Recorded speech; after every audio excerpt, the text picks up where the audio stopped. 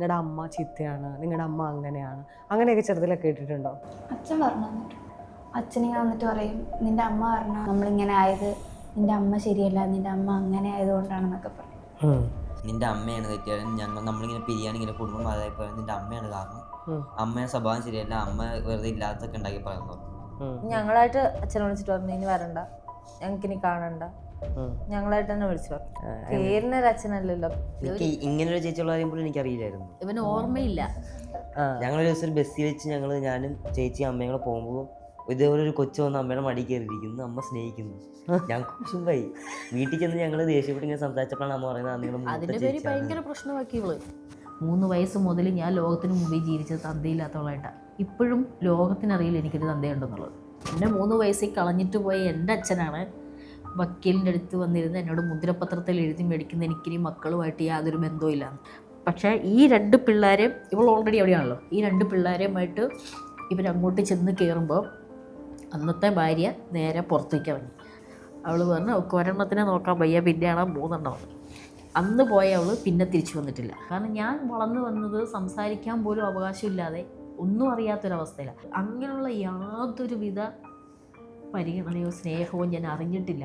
ആ നാട്ടിൽ സംഭവങ്ങളും കഴിഞ്ഞ് ഞാൻ ആ നാട്ടിൽ നിൽക്കുമ്പോൾ പെണ്ണുങ്ങൾ തന്നെ എൻ്റെ അടുത്തൂടെ വരുമ്പോൾ പറഞ്ഞു പോയിട്ടുണ്ട്, ഒക്കെ തൊലിക്കെട്ടി ഭയങ്കര ഇത്രയൊക്കെ ഉണ്ടായിട്ട് അവൾ ഈ നാട്ടിൽ പിടിച്ച് നിൽക്കുന്നില്ല. കേസുമായിട്ട് സഹകരിക്കുമെന്ന് ചോദിച്ചു.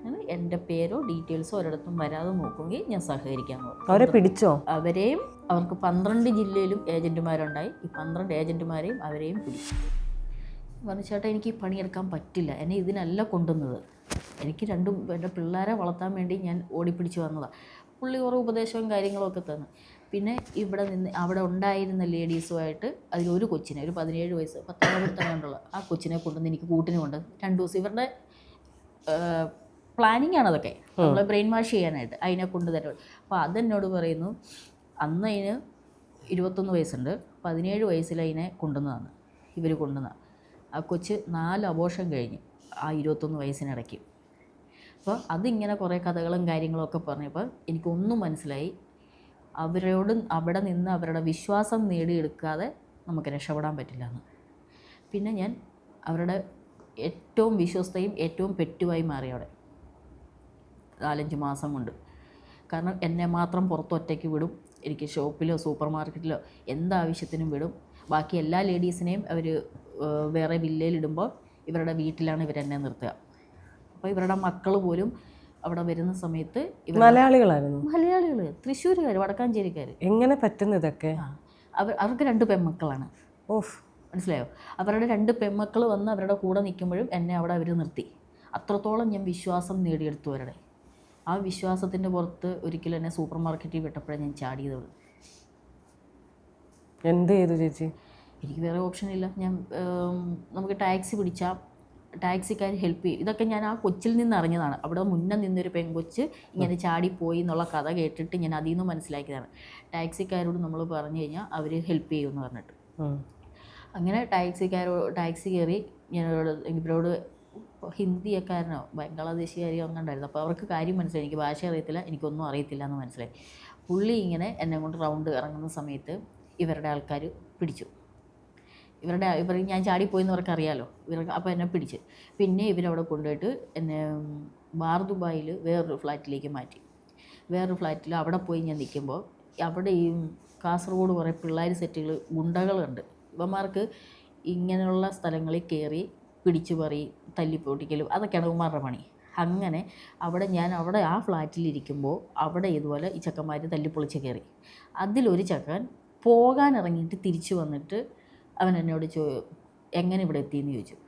അപ്പോൾ ഞാൻ കാര്യങ്ങളൊക്കെ പറഞ്ഞു ചോദിച്ചു. നീ മനസ്സറിഞ്ഞ് വന്നതല്ലേ എന്ന് ചോദിച്ചു. ഞാൻ പറഞ്ഞു അല്ല. അപ്പോൾ നിൻ്റെ ഏജൻറ്റ് ആരാന്ന് ചോദിച്ചു. ഞാൻ അവരുടെ പേര് പറഞ്ഞു. അപ്പോൾ അവരെന്നോട് ചോദിച്ചു എൻ്റെ കൂടെ പോരുന്നെന്ന് ചോദിച്ചു. നാട്ടിൽ കയറ്റി വിടാമെന്ന് പറഞ്ഞു. ഞാൻ വരുന്നെന്ന് പറഞ്ഞു. അങ്ങനെ ആ ചെറുക്കൻ്റെ കൂടെ ഞാൻ അവിടെ നിന്ന് ഇറങ്ങി.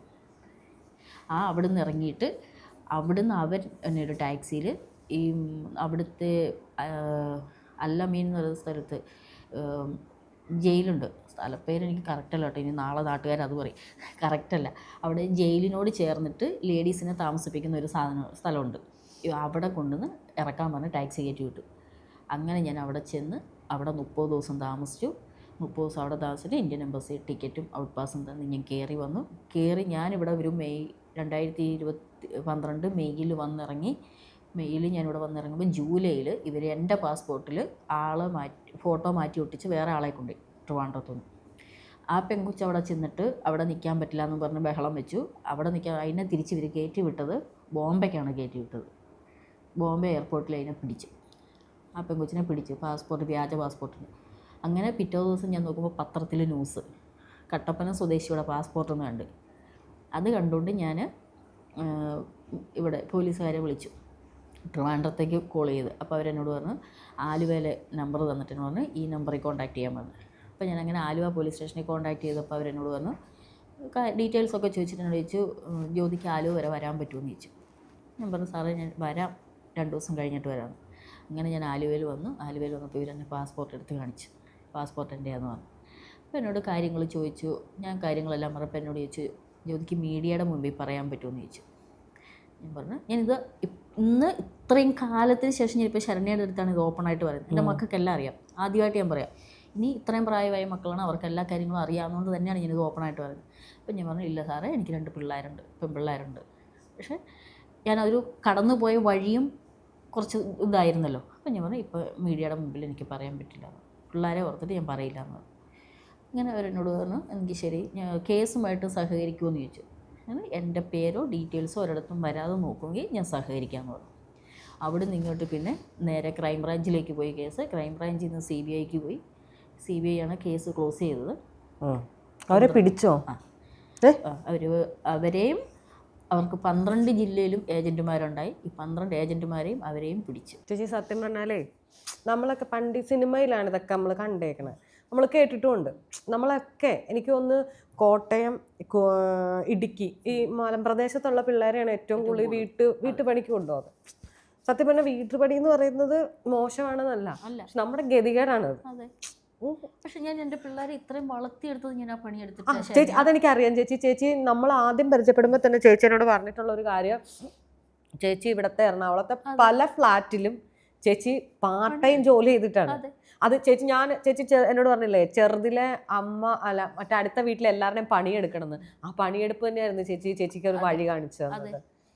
അതുകൊണ്ട് തന്നെ ഇന്ന് ഞാൻ ആലോചിക്കുന്നുണ്ട് എൻ്റെ അമ്മ അന്ന് അങ്ങനെ ചെയ്തതു. പക്ഷെ അമ്മയ്ക്കൊരു സ്വഭാവം കൂടെ ഉണ്ടായിരുന്നു. അമ്മ നമ്മൾ വീട്ടിൽ തറയടിച്ച് വരൂലേ, ഞാൻ ഇങ്ങനെ തൂത്ത് വരയ്ക്കുമ്പോൾ അമ്മ കാലുകൊണ്ട് തപ്പി നോക്കും. പൊടി ഉണ്ടെങ്കിൽ അത് അടിച്ചു വാരി എൻ്റെ തലയിലിട്ട് തന്നിട്ടുണ്ട്. പാത്രം കഴുകി വെക്കുമ്പോൾ പാത്രത്തിൻ്റെ പുറത്തിങ്ങനെ വെള്ളവും എണ്ണമയവും കൂടെ ഉരുണ്ടിരുന്ന അമ്മ കഴിച്ച പാത്രം പടുപടയെന്നെടുത്ത് പുറത്തോട്ട് എറിയും. മനസ്സിലായോ? അത് വീണ്ടും കഴുകണം. പക്ഷെ അന്ന് അവരതെന്നെ കൊണ്ട് അത്രയും വൃത്തിക്ക് ചെയ്യാൻ പഠിപ്പിച്ചത് കൊണ്ട് തന്നെ പണിയെടുത്ത് എനിക്ക് എൻ്റെ മക്കളെ വളർത്താൻ പറ്റി. ഞാൻ പോയ ഒരു വീട്ടിലും ആൾക്കാർ ജ്യോതി ചെയ്യുന്നത് ശരിയല്ല എന്ന് പറഞ്ഞിട്ടില്ല. ഇന്നും ഞാൻ പോയ എല്ലാ വീട്ടിലും എല്ലാവരുമായിട്ട് എനിക്ക് കോണ്ടാക്ട് ഉണ്ട്. ഞാൻ ഒരു വീട്ടിൽ പണിക്ക് പോയെടുത്ത് ആ ഫ്ലാറ്റിലെ ഇങ്ങോട്ട് ആൾക്കാർ വന്ന് ചോദിച്ചാണ് എനിക്കൊരു ദിവസം 15-16 വീട് വരെ കിട്ടിയത്. എറണാകുളത്തേക്ക് എന്താ ചേച്ചി താമസം മാറിയത്? ഞാൻ ഈ കേസുമായി ബന്ധപ്പെട്ട് 2012 എറണാകുളത്ത് ആഴ്ചയിൽ 3-4 ദിവസം വരേണ്ടി വരുവാണ്. അങ്ങനെയാണ് ഇവിടെ വന്ന് വാടകയ്ക്ക് താമസം. അപ്പൊ മക്കളെ അവിടെ തന്നെ ഹോസ്റ്റലിൽ തന്നെ? അന്ന് ഇവര് കോൺവെന്റിലാണ്. മോള് അച്ഛൻ്റെ കൂടെ. അതിനുശേഷം നിങ്ങൾ എല്ലാവരും കൂടെ എറണാകുളത്തേക്ക് വരുന്നത്? ഞാൻ 2012 ഇവിടെ വന്നിട്ട് ആ വർഷം ഞാൻ ഇവരെ തിരിച്ചു കൊണ്ടുവരാൻ നോക്കി. ഞാൻ വന്നല്ലോ, അപ്പം ഞാൻ ഇവരെ തിരിച്ചു കൊണ്ടുവരാൻ വേണ്ടി സ്കൂളിൽ ഇവരുടെ TC ഞാനല്ല ചേർത്തത്. ഞാൻ TC മേടിക്കാൻ ചെന്നപ്പോൾ അവരെന്നോട് പറഞ്ഞു TC തരാൻ പറ്റില്ല, വക്കീൽ നോട്ടീസ് വന്നിട്ടുണ്ടെന്ന് പറഞ്ഞു. എൻ്റെ കെട്ടിയവരും എൻ്റെ അമ്മയും കൂടെ വക്കീലിനെ കൊണ്ട് നോട്ടീസ് അയപ്പിച്ചിരുന്നു. TC കൊടുക്കാൻ പാടില്ല, എൻ്റെ സ്വഭാവം ശരിയല്ല, അതുകൊണ്ട് എൻ്റെ കൂടെ പിള്ളേരെ വിടാൻ പാടില്ല എന്ന് പറഞ്ഞിട്ട്. അപ്പോൾ അവർ ജീവൻ പോയ TC തരത്തില്ല. ഇതുങ്ങളാണ് പോരാൻ കിടന്ന് ഭയങ്കര കരച്ചിലും. ഞാനിവിടെ കളമശ്ശേരി MES സ്കൂളിൽ പിള്ളേർക്ക് അഡ്മിഷനും എടുത്ത് യൂണിഫോമിനും പുസ്തകത്തിനും പൈസയും കൊടുത്തിട്ടാണ് ഞാൻ TC മേടിക്കാൻ ചെല്ലുന്നത്. അപ്പോൾ ഇവർ തരുന്നില്ല. എനിക്ക് വേറെ ഓപ്ഷൻ ഇല്ല, ഞാൻ അവിടെ നിർത്തിയിട്ട് തന്നെ പോരുക. അപ്പം അവരെന്നോട് പറഞ്ഞു അവർ കട്ടപ്പനയ്ക്ക് കൊണ്ടുപോകുന്നതാണ്. ഞാൻ പറഞ്ഞു കൊണ്ടുപോക്കോ, എന്നുവെച്ചാൽ ഇതുങ്ങൾക്ക് അവിടെ നിൽക്കാൻ ബുദ്ധിമുട്ടാന്ന് പറഞ്ഞാൽ കരയുന്നുണ്ട്. എനിക്ക് വേറെ നിവൃത്തിയില്ലാത്തടത്ത് ഞാനത് അന്നൊക്കെ എനിക്ക് സഹായിക്കാനും ആരുമില്ല. ഈ പറയുന്ന പാതാളത്താണ് ഞാൻ അന്ന് താമസിക്കുന്നത്. ഈ പാതാളത്ത് ഞങ്ങൾ കട്ടപ്പനയിൽ നിന്ന് വന്ന് ഇവിടെ നിന്ന് അതിൻ്റെ ഇടയ്ക്ക് സ്ഥലമൊക്കെ വിട്ടിട്ട് ഇവിടെ വന്നൊരു വീട് അമ്മയും കൂടെ കൂട്ടി ഞങ്ങൾ ഒന്നിച്ച് നിന്ന് വാടകയ്ക്കെടുത്ത്. ആ വീട്ടിൽ നിന്ന് അമ്മ എരുമേലി സ്ഥലം മേടിക്കുമ്പോൾ പെരുവഴിയിൽ എന്നെ നിർത്തിയിട്ടാണ് അമ്മ പോയത്. പെരുവഴിയിൽ ഞാൻ ഒരിക്കലും കലൂര് പള്ളിയിൽ വന്ന് തിരിച്ചിട്ട് ഞാൻ തിരിച്ച് ചെല്ലുമ്പോൾ കാണുന്നത് ഒരു ലോറിയിൽ അമ്മ സാധനം മുഴുവൻ കയറ്റി നിൽക്കുന്നതാണ്. പള്ളിയിലേക്ക് ഞാൻ പോരുന്ന വരെ എനിക്കറിയില്ല ശരണ്യ ഒരു വീട് മാറുകയാണ്. ഞാൻ ചെല്ലുന്നു. അമ്മയുടെ ആങ്ങളയുണ്ട്, ആങ്ങളയുടെ വൈഫുണ്ട്, 1-2 പണിക്കാരും ഉണ്ട്. അമ്മയുടെ ആങ്ങളെ വന്നിട്ട് എന്നോട് പറയുന്നത്, എടി അമ്മ എരുമേലിക്ക് മാറുക, നീ ഒരു 5 മണിയാകുമ്പോൾ ചാവി കൊണ്ട് ഹൗസ് ഓണർക്ക് കൊടുത്തേക്കണം. വരുന്നോന്ന് ചോദിച്ചിട്ടില്ല, നീ എവിടെ നിൽക്കുമെന്ന് ചോദിച്ചിട്ടില്ല. തൊട്ടപ്പുറത്തെ റൂമിൽ ചേച്ചിയും ചേട്ടനും ഉണ്ട്, അവർക്ക് പിള്ളേരില്ല. ഞാൻ നിന്ന് കരഞ്ഞപ്പോൾ ചേച്ചിനോട്, നീ എന്തിനാ കരയുന്നത്? നീ നിൻ്റേതായ എന്തെങ്കിലും സാധനം ഉണ്ടെങ്കിൽ നീ എടുത്തിട്ട് ഇവിടെ കയറി കിടക്കാൻ പറഞ്ഞു. ആ കിടപ്പ് ഞാൻ അവരോട് 7 മാസം നിന്നു. 7 മാസം എന്നെ ഒരു പണിക്ക് പോലും വിടാണ്ട് അവരെനിക്ക് ചിലവിന് തന്നിട്ടുണ്ട്. എന്നെ അവർ കൊന്തം കൂടപ്പുറപ്പായിട്ട് കണ്ട്. അവസാനം എനിക്ക് തന്നെ മനസാക്ഷി കുത്തി തോന്നി തുടങ്ങി. ഞാൻ അവരുടെ കൂടെ എത്ര നാൾ, അതിനിടയ്ക്ക് ഞാൻ ഈ പിള്ളേരെ കൊണ്ടുവന്നു. ഈ പിള്ളേരെ കൊണ്ടുവരുമ്പോൾ എൻ്റെ പിള്ളേരെ നോക്കിയവർ. അതിന് ശേഷമാണ് ചേച്ചി അന്ന് ലുലുവിൽ പണി നടക്കുക. ലുലു ആദ്യം സ്റ്റാർട്ടിങ്ങിന് പണി നടക്കുക. ചേച്ചി ഇവിടെ ക്ലീനിങ്ങിന് ജോലിക്ക് വരുന്നുണ്ട്. അപ്പോൾ ചേച്ചിയെ വന്നിട്ട് എന്നോട് പറഞ്ഞിട്ട്, ഇവിടെ തിയേറ്റർ ഓപ്പൺ ആവുന്നു, തിയേറ്ററിൽ സെക്യൂരിറ്റിയിൽ ജോബ് വേക്കൻസി ഉണ്ട്, നീ ഒരു ബയോഡേറ്റ കൊണ്ട് കൊടുക്കുന്നത്. അങ്ങനെ ഞാൻ അവിടെ ബയോഡാറ്റ കൊണ്ട് കൊടുത്ത് ആദ്യമായിട്ട് ഞാൻ ഇവിടെ ജോലിക്ക് കയറുക. PVR ജോലിക്ക് കയറി. ഞാൻ പയ്യെ അന്ന് കിട്ടിയ കമ്പനി എനിക്ക് നല്ലതായതുകൊണ്ട് ആ കമ്പനിയിൽ ഓണർ പുള്ളി പ്രദീപ് സാറിൻ്റെ പേര്, സാറിൻ്റെ സ്വന്തം റിസ്കിൽ എനിക്കൊരു വീട് ഇവിടെ വാടകയ്ക്ക് എടുത്തു തന്നു. വെച്ച് നമ്മൾ ആദ്യമായിട്ടല്ല, ഒരു പെണ്ണൊറ്റയ്ക്കാകുമ്പോൾ ആരും വീട് തരത്തില്ല. സാറിൻ്റെ റിസ്കിൽ സാറിൻ്റെ പേരിലും കമ്പനിയുടെ പേരിലും എനിക്കൊരു വീട് വാടകയ്ക്ക് എടുത്തു തന്നു. അങ്ങനെ ഞാൻ ഇവരെ വീണ്ടും തിരിച്ചു കൊണ്ടിരുന്നു. അതിനിടയ്ക്ക് ഇവർ കുറേ നാളത്തെ സംഭവമായിട്ട് ഇത്. ഇതിനിടയ്ക്ക് ഇവരെ അങ്ങോട്ട് കൊണ്ടുപോയി, ഇവർ കട്ടപ്പനയ്ക്ക് കൊണ്ടുപോകുമ്പം എൻ്റെ അപ്പനാണ്, എന്നെ 3 വയസ്സിൽ കളഞ്ഞിട്ട് പോയ എൻ്റെ അച്ഛനാണ് വക്കീലിൻ്റെ അടുത്ത് വന്നിരുന്ന് എന്നോട് മുദ്രപത്രത്തിൽ എഴുതി മേടിക്കുന്ന എനിക്കിനി മക്കളുമായിട്ട് യാതൊരു ബന്ധവുമില്ലാന്ന്. ഞാൻ അന്നും എഴുതി ഒപ്പിട്ട് കൊടുത്തിട്ട് ഈ പിള്ളേരെയും കൊടുത്തിട്ട് പോന്നു. പക്ഷേ ഈ 2 പിള്ളേരെയും, ഇവൾ ഓൾറെഡി അവിടെയാണല്ലോ, ഈ 2 പിള്ളേരെയുമായിട്ട് ഇവരങ്ങോട്ട് ചെന്ന് കയറുമ്പോൾ അന്നത്തെ ഭാര്യ നേരെ പുറത്തേക്ക് ഇറങ്ങി. അവൾ പറഞ്ഞു, അവൾക്ക് ഒരെണ്ണത്തിനെ നോക്കാൻ വയ്യ, പിന്നെയാണ് 3 എണ്ണം. അന്ന് പോയ അവൾ പിന്നെ തിരിച്ചു വന്നിട്ടില്ല. അവളെ പിന്നെ അവരുടെ വീട്ടുകാർ വേറെ കെട്ടിച്ചു വിട്ടു. അവൾക്ക് 2 പിള്ളേരുണ്ട്. അവർ അവരുടെ ലൈഫുമായിട്ട് പോയി. ആ ഒരു വർഷം 3 പേരും അവിടെ നിന്നു, അച്ഛൻ്റെ കൂടെ നിന്നു. ഈ ഒരു വർഷവും ഞാൻ പല വിധത്തിൽ പയറ്റി കൊണ്ടുവരാൻ ഇവർ ജീവിതം സമയം സമ്മതിക്കുകയില്ല. ഇവർക്ക് മുദ്രപത്രത്തെ ഞാൻ എഴുതി ഒപ്പിട്ട് കൊടുത്ത ബലത്തിൽ ഇവർ നിൽക്കുന്നു. ആ വർഷം അവസാനമായപ്പം അവിടുന്ന് പാർട്ടിക്കാരെ കൊണ്ട് എന്നെ വിളിപ്പിച്ചിട്ട് പറഞ്ഞു, പിള്ളേർ പറഞ്ഞാൽ അനുസരിക്കില്ല, പിള്ളേർക്ക് ഭയങ്കര കുരുത്തക്കേടാണ്, പിള്ളേർ ഒരാൾക്കും നോക്കാൻ പറ്റില്ല, വന്നു കൊണ്ടുപോക്കളെ. ഞാൻ പറഞ്ഞു, വന്നു കൊണ്ടുപോകില്ല, എന്നോട് മേടിച്ചതുപോലെ തന്നെ മുദ്രപത്രത്തിൽ എഴുതി ഒപ്പിട്ട് തന്ന് ഇവിടെ കൊണ്ടുതരാൻ പറഞ്ഞു. അങ്ങനെ എനിക്ക് കൊച്ചിയിൽ കൊണ്ടുവന്ന് തന്നു. മോനെ,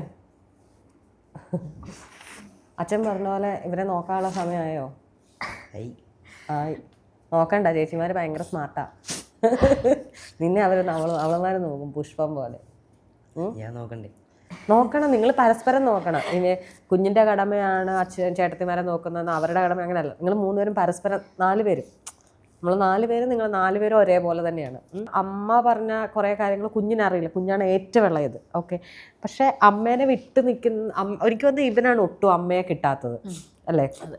അമ്മയെ കിട്ടാതെ ലാസ്റ്റ് അമ്മയുടെ അടുത്തേക്ക് വിടുമ്പോൾ ചേച്ചീനെ അറിയത്തുള്ളൂ, കുഞ്ഞേച്ചീനെ അറിയത്തുള്ളൂ. കുഞ്ഞേച്ചീന്നാണോ വിളിക്കുന്നത് അതോ ഗൗരി എന്നാണോ? എനിക്ക് ഇങ്ങനൊരു ചേച്ചിയുള്ള കാര്യം പോലും എനിക്കറിയില്ലായിരുന്നു. ഇവന് ഓർമ്മയില്ല.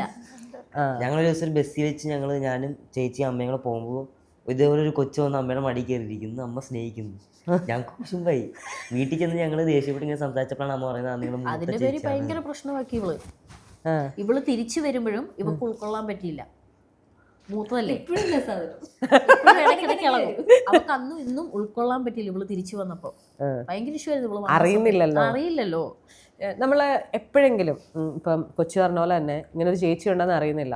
ചെറുതിൽ കുറേ നമ്മൾ അനുഭവിച്ചിട്ടുണ്ട്, നമുക്ക് അറിയില്ല. അതെല്ലാം ഒരു സ്വപ്നം പോലെ, അല്ലെങ്കിൽ എപ്പോഴെങ്കിലും നമുക്കിങ്ങനെ എന്തെങ്കിലുമൊക്കെ ഒരു പ്രയാസം വരുമ്പോൾ നമ്മളൊക്കെ പറയുന്നുണ്ട്, ചെറുതിലെ നമ്മൾ അനുഭവിച്ച വേദന അത് ഫീലിങ്സ് ഒക്കെയാണ് നമുക്ക് മുന്നോട്ട് പോകുമ്പോൾ ട്രോമയായിട്ട് മാറുന്നത്. മനസ്സിലാവുന്നുണ്ട്? അപ്പം നിങ്ങൾ സത്യം പറയാലോ, നമ്മുടെ ഇതിൻ്റെ ബ്രേക്ക് വന്നപ്പോൾ പോലും ഞാൻ നിങ്ങളോട് സംസാരിക്കാതിരുന്നത് ചിലപ്പോൾ ഞാൻ ഭയങ്കരമായിട്ടും നല്ല നമുക്കറിയാം അതെന്താണ് ഇമോഷൻ, നമുക്കറിയാം. അപ്പം ഈ പറയുന്ന എന്തെങ്കിലും ഓർമ്മകൾ, ഇപ്പം ചെറുതിലത്തെ ഓർമ്മകൾ ഇപ്പം കൊച്ചിനെ വേട്ടയാടുന്നുണ്ടോ, അല്ലെങ്കിൽ ഇപ്പം ഭയങ്കര ഇപ്പോഴത്തെ ലോകത്തിൽ നമ്മൾ സ്റ്റേബിളാണ്, ഹാപ്പിയാണ്, എങ്ങനെയാണ്? ഇപ്പോഴത്തെ ഇത് വെച്ചിട്ട് എനിക്ക് ആ പഴയ കാര്യങ്ങൾ ഓർക്കാൻ ഇഷ്ടമല്ല. ഓർമ്മയിൽ പോലും മാഞ്ഞു പോയി. അതില്ല, അത് മാഞ്ഞു പോയത്. മാഞ്ഞു പോവട്ടെ, എല്ലാം മാഞ്ഞു പോയി. 1-2 ഓർമ്മകൾ ഉണ്ടെങ്കിൽ ഉണ്ടോ അങ്ങനെയാണ്. ഇപ്പോഴത്തെ അവസ്ഥയിൽ ഞാൻ ഹാപ്പിയാണ്. അതുകൊണ്ട് എനിക്ക് ആ പഴയ കാര്യങ്ങൾ ആലോചിക്കാനും താല്പര്യമില്ല. അത് ഞാൻ പതിയെ മറന്നു. മറന്ന്. എങ്ങനെയാ കുഞ്ഞേച്ചി എങ്ങനെയാ? കുഞ്ഞേച്ചിയാണ് വീട്ടിൽ ഞങ്ങളുടെ എല്ലാം അമ്മ. ആണോ?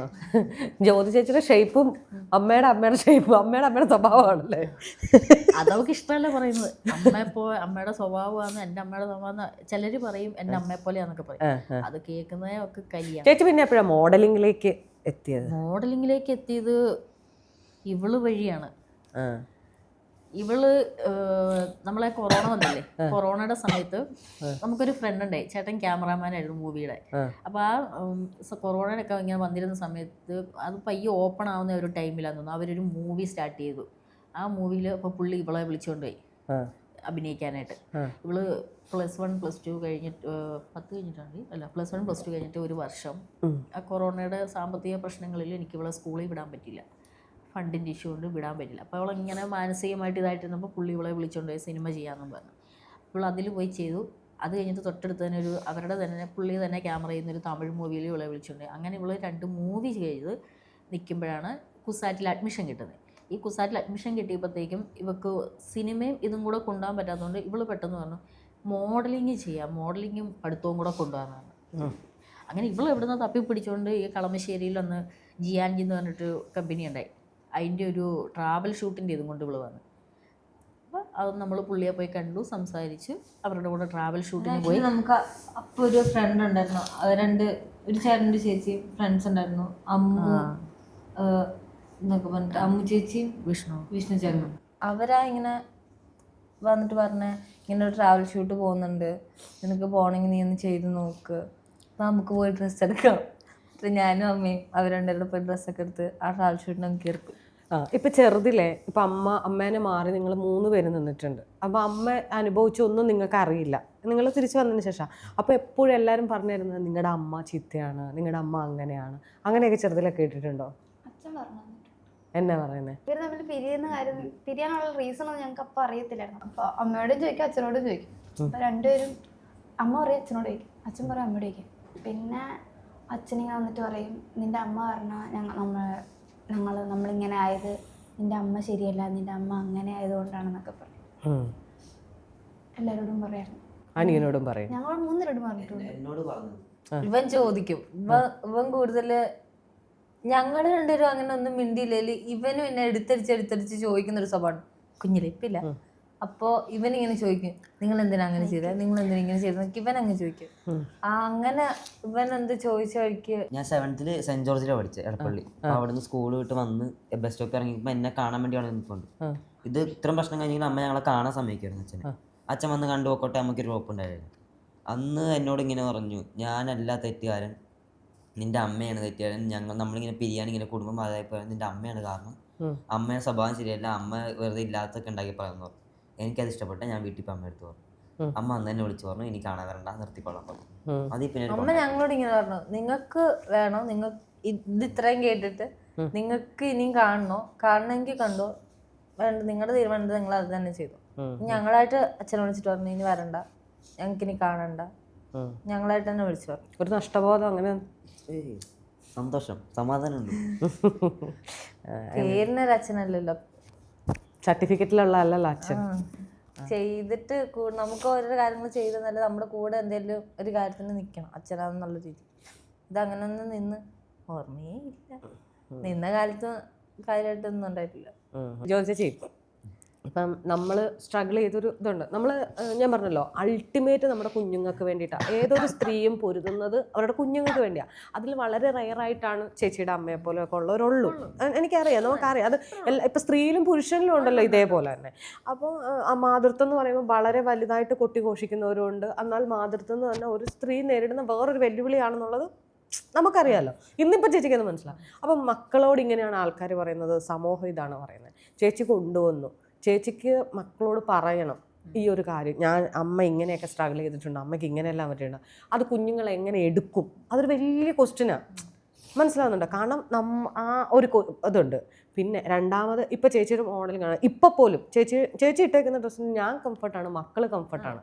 ഓക്കെ, ഇന്ന് തന്നെ ഞാൻ വേറൊരു ഡ്രസ്സ് എടുത്തിട്ട് അത് മേടിച്ചിട്ട് ഇത് മതി എന്ന് പറഞ്ഞ് എടുത്തുകൊണ്ട് വന്നത് ഇവള് തന്നെയാണ്. അമ്മേനെ ഇടിപ്പിക്കും അല്ലേ, ചീത്ത കേൾപ്പിക്കും അല്ലെ. ഞാൻ അത് ചേച്ചി അത് വലിയ സന്തോഷമാണ് ചേച്ചി. ഞാൻ പറഞ്ഞില്ല, ഞാൻ എന്നോട് ചേച്ചി പറഞ്ഞല്ലോ ഇങ്ങനെ. അപ്പം ഞാൻ പറഞ്ഞില്ല, എനിക്ക് കുറേ ആളുകളോട് ആൻസറബിൾ ആണ് ഞാൻ. നിങ്ങൾക്ക് ചേച്ചിക്ക് ആകെ ആൻസറബിൾ എന്ന് പറയുന്നത് മക്കളാണ്. അവർ നിങ്ങളെ മനസ്സിലാക്കിയ ഒരു സ്റ്റേജ് ഉണ്ട്. ചേച്ചി എന്നാണ് ഇത് മക്കളോടായിട്ട് ഇങ്ങനെയാണ് നമ്മുടെ ലൈഫ് ഇതാണ്. ഇപ്പം എന്നോട് പറഞ്ഞൊരു സംഭവങ്ങൾ ഓൾറെഡി ഇവർക്ക് ഇപ്പം മോള് തന്നെ പറഞ്ഞു, ഇതൊക്കെ ഞാൻ കുറേ കേട്ട് കരഞ്ഞിട്ടുണ്ട് ചേച്ചി എന്ന് എന്നോട് പറഞ്ഞു. ചേച്ചി ഏതൊരു പോയിന്റിലാണ് ചേച്ചി മക്കളോട് ഈ കാര്യങ്ങൾ പറയുന്നത്? ശരിക്കും പറഞ്ഞാൽ എൻ്റെ എല്ലാ പ്രശ്നങ്ങൾക്കും ഒരു പരിധി വരെ എൻ്റെ കണ്ണുനീരിന് എല്ലാത്തിനും ഒരു പരിഹാരം ഉണ്ടായത് ഞാൻ കൊച്ചിയിൽ വന്നതിന് ശേഷം. കൊച്ചിയിൽ വന്നതിന് ശേഷം എന്ന് പറയുമ്പോൾ ഞാൻ ഒറ്റയ്ക്കുള്ളൂ, എന്നെ ആരും കുത്തി നോവിക്കാനുണ്ടായില്ല. ഇപ്പോൾ ഞാൻ കയറി കിടക്കാനൊരിടം തന്ന് ചേച്ചിയും ചേട്ടനും ആണെങ്കിലും സ്വന്തം കൂടപ്പുറപ്പിനെ പോലെ നോക്കുന്നത്. എനിക്ക് അവിടെയും പ്രശ്നങ്ങളില്ല, കുത്താനാരുമില്ല. പിന്നുള്ളത് പിള്ളേരാണ്. അപ്പോൾ ഇവരെ ഓരോ പ്രായത്തിലും ഞാൻ ചിന്തിച്ചതെന്ന് വെച്ചാൽ ഞാൻ എന്താണ് അല്ലെങ്കിൽ ലൈഫ് എന്താണെന്ന് ഇവരറിയണം. കാരണം ഞാൻ വളർന്നു വന്നത് സംസാരിക്കാൻ പോലും അവകാശമില്ലാതെ ഒന്നും അറിയാത്തൊരവസ്ഥയിലാണ്. പക്ഷെ എൻ്റെ മക്കൾ അങ്ങനെ ആവരുത്. അപ്പോൾ ഓരോ സമയത്ത് അവർക്ക് അറിയേണ്ട പ്രായത്തിൽ അവരേത് രീതിയിൽ എടുക്കും ആ രീതിയിൽ ഓരോ കാര്യങ്ങൾ ഇവർക്ക് പറഞ്ഞു കൊടുത്തു കാരണം നാളെ ഒരു സമയത്ത് ലോകം മുഴുവൻ എനിക്കെതിരെ നിന്നാലും എൻ്റെ മക്കൾ എൻ്റെ കൂടെ ഉണ്ടാവണം എന്ന് ഞാൻ വിചാരിച്ചു. അപ്പോൾ ഇവരോട് ഓരോ സമയത്തും ഞാൻ ഇന്നതാണ് കാര്യങ്ങൾ അവർക്ക് മനസ്സിലാവുന്ന ഭാഷയിൽ ഞാൻ പറഞ്ഞു കൊടുത്തു തന്നെയാണ്. അതിൽ കൂടുതലും കാര്യങ്ങൾ പറയാത്തത് അവനോട് മാത്രമേ ഉള്ളൂ. കാരണം ഒരു ആൺകുട്ടി ആയതുകൊണ്ട് തന്നെ ഞാനത് പലപ്പോഴും പല കാര്യങ്ങളും അവനോട് ഷെയർ ചെയ്തിട്ടില്ല. എല്ലാ കാര്യങ്ങളും ഞാൻ ഇവരോട് തന്നെ ഷെയർ ചെയ്തിരുന്നു. അപ്പോൾ ഇവർ വഴിയാണ് അവൻ കാര്യങ്ങൾ അറിയാം. അത് ഇന്നും അങ്ങനെ തന്നെയാണ്. ഞാൻ കൂടുതൽ ഉത്തരവാദിത്തങ്ങൾ ഇവളെ ഏൽപ്പിക്കും. പെട്ടെന്നൊരു ദിവസം നമ്മളില്ലാണ്ടായാലും അവർ മറ്റുള്ളവരുടെ മുമ്പിൽ പോയി പിടിച്ച് കൈ നീട്ടരുത്, അത് ഓർത്തിട്ട് ഞാൻ പണിയെടുക്കുന്ന പൈസ പോലും കൊണ്ടുവന്ന് ഇവരെ ഏൽപ്പിക്കുകയായിരുന്നു. പൈസ കൈകാര്യങ്ങൾ ചെയ്യുന്നതും അവർ തന്നെയാണ്. എവിടെ ഒക്കെ കൊടുക്കണം, എന്തിനൊക്കെ കൊടുക്കണം, ബാലൻസ് എത്രയുണ്ട് എന്ന് അവർക്കാണ് അറിയാവുന്നത്. ആ കയ്യിലെ ബാലൻസ് അറിഞ്ഞിട്ടേ എൻ്റെ മക്കൾക്ക് ആവശ്യങ്ങളുള്ളൂ. അതിനുള്ള ആവശ്യങ്ങൾ അവരൊരു സാധനം മേടിച്ച് തരുമോ എന്ന് ചോദിക്കുമ്പോൾ അമ്മ പൈസ കയ്യിൽ വരുമ്പം ഇന്നത് വാങ്ങി തരുമോ എന്ന് ചോദിക്കുള്ളൂ. ഒരു കാര്യത്തിന് നിർബന്ധം പിടിക്കത്തില്ല. പിന്നെയും കുറച്ചുകൂടെ ചെറുപ്പത്തിലൊക്കെ അവനായിരുന്നു. ഈ സ്കൂളിലൊക്കെ ചിലപ്പോൾ പിള്ളേരൊക്കെ ഈ സൺഡേ ഒക്കെ അവിടെ ഇവിടെ പോയി കറങ്ങാനൊക്കെ പോയിട്ട് വരുന്ന കഥയൊക്കെ പറയുമ്പോൾ വന്ന് കിടന്ന് ബഹളം വയ്ക്കുമായിരുന്നു. ഈ ഞായറാഴ്ച അവിടെ പോകണം ഇവിടെ പോകണം എന്നൊക്കെ പറഞ്ഞ്. പക്ഷേ ഇവർ രണ്ടുപേരും അങ്ങനെയായിരുന്നില്ല.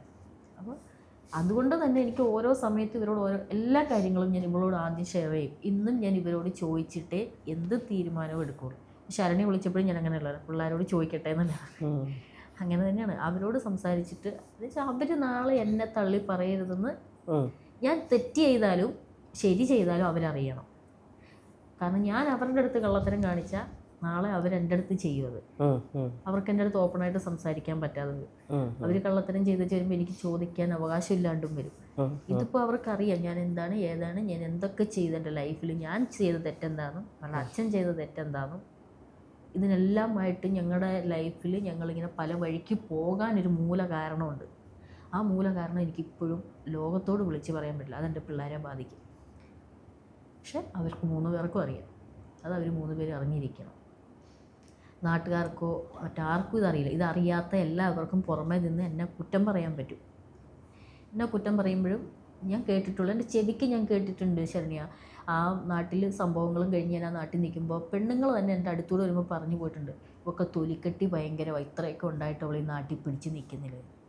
കാരണം ഞാൻ തെറ്റ് ചെയ്തിട്ടില്ല. മനസ്സിലായോ? ഒരു ലൈഫിൽ ഞാനൊരു കളിപ്പാവ മാത്രമായിരുന്നു. എന്നെ മുൻനിർത്തിക്കൊണ്ട് മറ്റുള്ളവർക്ക് പലതും ചെയ്യാനുള്ള ഒരു മറയായിരുന്നു ഞാൻ. പക്ഷെ ആ മറ എനിക്ക് അങ്ങനെ ജീവിതകാലം മുഴുവൻ തുടരാൻ എനിക്ക് താല്പര്യം ഉണ്ടായിരുന്നില്ല. എനിക്ക് മനസ്സിലായി ചേച്ചി എന്താണെന്നുള്ളത്. ആ മറ പൊളിച്ചു മാറ്റണം എന്ന് ഞാൻ തീരുമാനിച്ചതാണ്. അതിന് ഞാൻ കണ്ടുപിടിച്ച വഴി ശകലം വളഞ്ഞു പോയി. അറിയാമല്ലാത്തോണ്ടാ ചേച്ചി. അതായത് ആ പ്രായത്തിലേക്ക് ചിന്തയുണ്ടായി.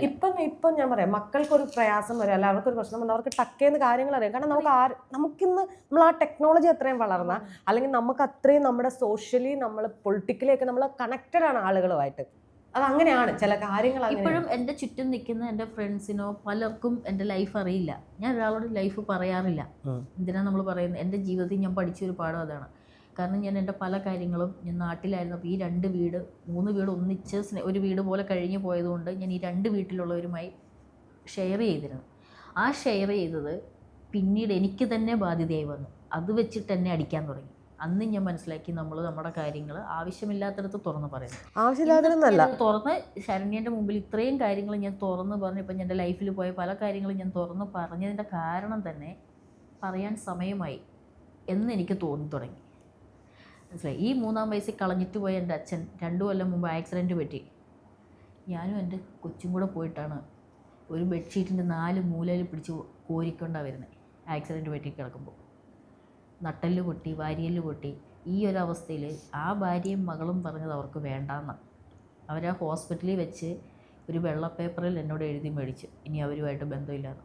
ഒരു ഷർട്ടും മുണ്ടും, ഒരു റേഷൻ കാർഡും, ഒരു ആധാർ കാർഡും, ഒരു ബാങ്ക് പാസ്ബുക്കും. അച്ഛൻ്റെ 36 വർഷത്തെ ജീവിതത്തിൻ്റെ ഫലം അവരെൻ്റെ കയ്യിൽ തന്നത് ഒരു കവറിലിട്ട്. ആ അച്ഛനെ ഇവിടെ കൊണ്ടുവന്ന് ഞാൻ 1 മാസത്തോളം നമ്മുടെ റിനൈ മെഡിസിറ്റിയിൽ അഡ്മിറ്റ് ചെയ്ത് നോക്കി.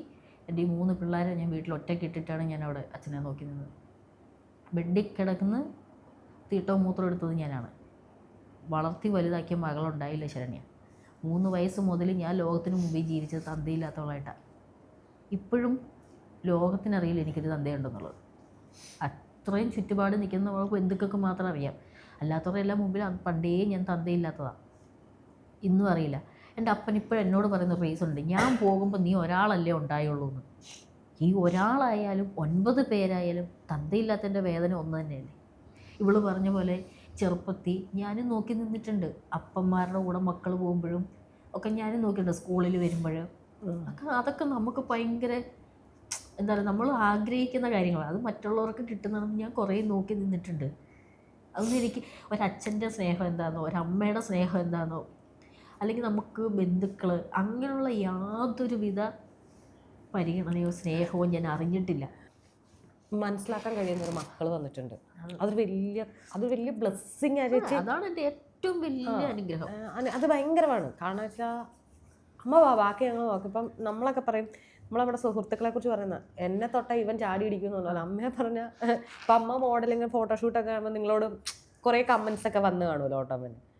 നമ്മളിപ്പോൾ പിന്നെ നിങ്ങളിപ്പം നിൽക്കുന്ന 2K കിഡ്സിലാണ്. ഇതൊന്നും നിങ്ങൾ ഡസൻ ബോദർ. അതെങ്കിൽ നമുക്കറിയാം. പക്ഷെ ഞങ്ങൾ അങ്ങനെയല്ല. നമ്മളൊക്കെ 90s കിഡ്സ് ആയതുകൊണ്ട് ഓട്ടോമാറ്റിക്കലി ഒന്ന് ടെൻഷനൊക്കെ അടിക്കും. ഇതൊക്കെ വരുമ്പോൾ ഭയങ്കര ടെൻഷനാവും. പക്ഷേ ഇത്ര ചെറുപ്രായത്തിൽ നിങ്ങൾക്ക് ഭയങ്കരമായിട്ടൊരു മെച്യൂരിറ്റി, അതായത് വേറൊരു കാര്യത്തിനല്ല, പഠിക്കണം, അതൊരു ഫോക്കസ്ഡ് ആണ്. ഇപ്പം ഞാൻ പറയാം, ചിതറിപ്പോയ ഒരു കുടുംബം, ചിതറിപ്പോയ എന്തവസ്ഥയിലാണല്ലോ അതിനെ തിരിച്ചൊട്ടിച്ചാൽ ഭംഗി ഉണ്ടാവില്ല എന്ന് പറയും. പക്ഷേ ആ തിരിച്ചൊട്ടിച്ചാൽ അതിനൊന്നിച്ച് നിൽക്കാൻ പറ്റുമെങ്കിൽ ഭംഗിയേക്കാളും അവർക്ക് ഒന്നിച്ച് നിൽക്കാൻ പറ്റുന്നുണ്ട്. അതിനൊരു ഭംഗിയുണ്ട്. മനസ്സിലാകുന്നുണ്ട്? ആ ഭംഗി നിങ്ങൾക്കുണ്ട്. കാരണം അതുകൊണ്ട് മാത്രമാണ് നിങ്ങൾ വിദ്യാഭ്യാസം, ഞാൻ പറഞ്ഞത് എനിക്ക് വിദ്യാഭ്യാസം എന്ന് പറയുന്നത് ഭയങ്കര ഇൻട്രസ്റ്റ്. ഞാൻ സത്യം പറഞ്ഞാൽ മർച്ചൻ്റ് എവിടെയെന്ന് പറഞ്ഞാൽ അല്ല ഇപ്പൊ മർച്ചൻ്റ് നേവിയിലേക്കല്ലേ പോകുന്നത്, എയറോനോട്ടിക്കൽ. എയറോനോട്ടിക്കൽ പോകുന്നത് എനിക്ക് ഭയങ്കര ഹാപ്പിയാണ്. കാരണം ഒരമ്മയ്ക്ക് നിങ്ങൾക്ക് കൊടുക്കാൻ പറ്റുന്ന ഏറ്റവും വലിയ സമ്പാദ്യത, നമ്മൾ പഠിച്ച് നമ്മുടെ മക്കൾ എവിടെയെന്ന് ചോദിക്കുമ്പോൾ എൻ്റെ മക്കൾ ഇന്നടുത്താണ്, അല്ലാണ്ട് എൻ്റെ മക്കളിതേ 18ാമത്തെ വയസ്സിൽ ഒളിച്ചോടിപ്പോയെന്നോ അവൾ ഇപ്പോൾ ഒരു അടുക്കള പാത്രം കഴുകുകയാണെന്ന് ഒളിച്ചോടി പോകുന്നതൊക്കെ മോശമാണെന്നല്ല. ഇങ്ങനെ ഒരു സ്ത്രീയുടെ മക്കൾ പോവരുത്. ഇങ്ങനെ ഒരു സ്ത്രീയുടെ മക്കൾ ഡെഫിനറ്റായിട്ട് നിങ്ങൾ നിൽക്കുന്ന ആ പൊസിഷനിൽ തന്നെ നിൽക്കേണ്ടത്. കാരണം അവർക്ക് പ്രൗഡ് ഉണ്ടാക്കണം. ചേച്ചി പറഞ്ഞ പോലെ തുറന്നു പറയേണ്ട സമയമായിട്ടുണ്ടായിരുന്നു. നമ്മൾ ഒരു ദിവസം കൊണ്ടൊന്നുമല്ല നമ്മുടെ അപമാനങ്ങളും പ്രശ്നങ്ങളും തീരുന്നത്. അതിന് കാലങ്ങളെടുക്കും ഹീൽ ചെയ്യാൻ. എന്താണെങ്കിലും ഹീലിങ്ങിന് ഒരു ടൈമുണ്ട്. ആ ഹീലിങ്ങിന് ടൈമായിട്ടുണ്ട്. ഇപ്പോൾ കുഞ്ഞു തന്നെയാണേലും ഗവർണറുടെ കയ്യിൽ നിന്ന് അത് ഏറ്റുവാങ്ങിയപ്പം അമ്മയെപ്പോലെ തന്നെ ഞാനും ഇവിടെ പ്രൗഡാണ്. എനിക്ക് നിങ്ങളുടെ കുറച്ച് കാര്യങ്ങളെ അറിയുള്ളൂ. നമ്മളിന്ന് സംസാരിച്ചപ്പോഴാണ് കുറേ കാര്യങ്ങൾ. അതുപോലെ തന്നെ BBA ഒക്കെ പൂർത്തിയാക്കി ചേച്ചി രണ്ടുപേരും അവർ പെട്ടെന്ന് ജോലി മേടിക്കും കേട്ടോ. അമ്മേനെ നോക്കി ഇവിടെ നിൽക്കുകയൊന്നും വേണ്ട, അമ്മേനെ ഞങ്ങളൊക്കെ നോക്കിക്കോളാം, ഇവിടെ ഉണ്ടല്ലോ. ഇതിനിടയ്ക്ക് ഞാൻ ഒരു 5 മാസത്തോളം ഞാൻ വീണ് പോയിട്ടുണ്ട് ശരണ്യ. എന്ത് പറ്റി? എനിക്ക് കുടലിൽ നീര് വന്നിട്ട് ബോഡി ഫുള്ള് നീരായി. എണീറ്റ് കട്ടിലെന്ന് എണീക്കണമെങ്കിൽ ഇവർ അപ്പുറം ഇപ്പുറം പിടിക്കേണ്ട അവസ്ഥയിൽ വരെ ഞാൻ വീണ് പോയിട്ടുണ്ട്. അവിടുന്ന് പോലും എന്നെ എഴുന്നേൽപ്പിച്ച് കൊണ്ടുവന്നത് ഇവരാണ്. അതേ ചെയ്യാൻ പറഞ്ഞില്ലേ? ആ ഒരു സമയത്ത് ഇവര് എനിക്ക് അമ്മയായിട്ടാണ് നിന്നത്. ആ അമ്മയായി നിന്ന് എൻ്റെ എല്ലാ കാര്യങ്ങളും. ഇന്ന് ആ ഒരു അസുഖത്തിന് ശേഷം ഇവര് എന്നെ അടുക്കളയിൽ പോലും കയറ്റില്ല. ഇന്നും ഇപ്പം എൻ്റെ കൂടെ അതിന് ശേഷം വന്ന് കയറി ഫ്രണ്ട്സൊക്കെ എന്നോട് തമാശയ്ക്കാണെങ്കിലും ചോദിക്കും, നീ വെറുതെ ഇരുന്നിട്ട് മക്കളെ കൊണ്ട് പണിയെടുപ്പിക്കുകയാണ്. പക്ഷേ ഞാൻ അടുക്കളയിൽ കയറി നിന്ന് ഒരു അരമണിക്കൂർ നിന്ന് പണിയെടുത്താലത്തെ അവസ്ഥ എന്താണെന്ന് അവർക്കറിയാം. ഒരിടത്ത് അവർ തന്നെ നിർത്തില്ല. പിന്നെ എല്ലാവരും വിദ്യാഭ്യാസം, ഞാൻ ഒന്നുകൂടെ പറയുന്നു, നിങ്ങൾക്കറിയാം നിങ്ങൾ അങ്ങനത്തെ കുട്ടികളാണ്, ഞാൻ പ്രത്യേകിച്ച് പറയണ്ട. വിദ്യാഭ്യാസം, ഏണിങ്സ്, സ്വന്തം കാലിൽ നിൽക്കുക, പിന്നീട് എന്തെങ്കിലുമൊക്കെ ആവാം ലൈഫിൽ. എന്തെങ്കിലും അമ്മയ്ക്ക് ഒരു നല്ല, നിങ്ങളുടെ കൂട്ടത്തിലേക്ക് നല്ലൊരാൾ വന്നാൽ തീർച്ചയായിട്ടും ഞാൻ പറഞ്ഞില്ലേ, അതും ഒരു വലിയ ഇതാണ്. കാരണം ആ സ്ത്രീ അനുഭവിക്കാവുന്നതിൻ്റെ പരമാവധി അല്ലെങ്കിൽ ഏറ്റവും ടോപ്പിൽ അനുഭവിച്ചിട്ടുണ്ട്.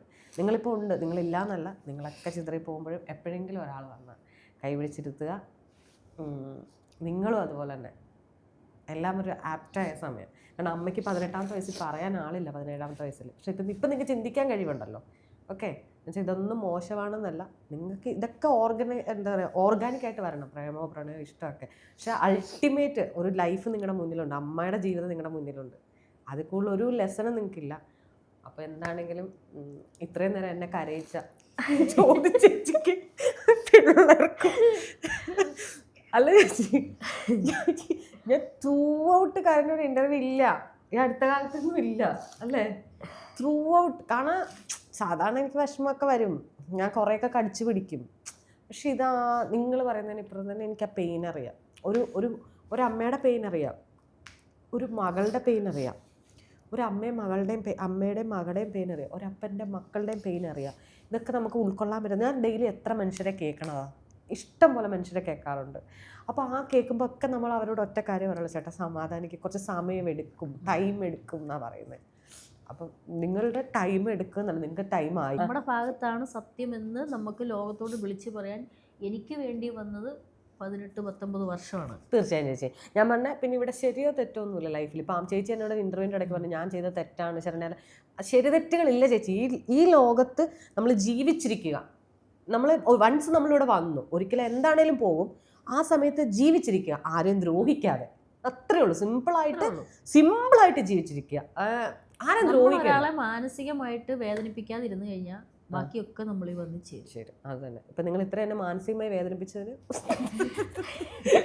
അപ്പൊ ശരി, എന്നെ വേദനിപ്പിച്ചവരോട് എനിക്ക് നന്ദിയാണ്. കാരണം അവരോടുള്ള വാശി കൊണ്ടാണ് നമ്മൾ ഓടി ഇവിടം വരെ എത്തിയത്. തീർച്ചയായും.